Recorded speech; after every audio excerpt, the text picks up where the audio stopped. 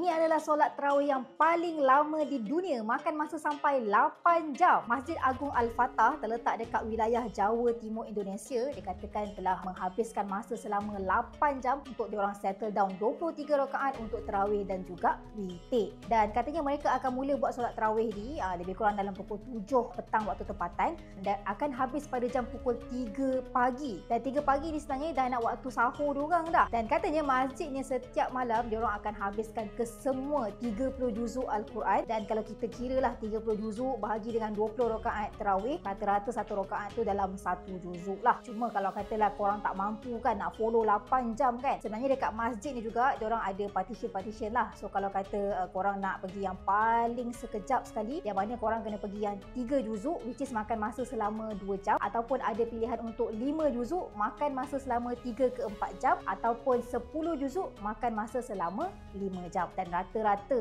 jemaah dekat sini adalah pelajar-pelajar tahfiz daripada sekolah-sekolah pondok lah. Cuma orang awam, orang biasa ada tak? Ada, cumanya tak ramai sebab kan tempoh masa dia yang terlalu panjang. Cuma ini bukan rutin yang baru, tapi sebenarnya dah jadi satu tradisi dah untuk Masjid Agung Al-Fatah ni. Cuma itulah persoalannya, kalau korang sanggup ke?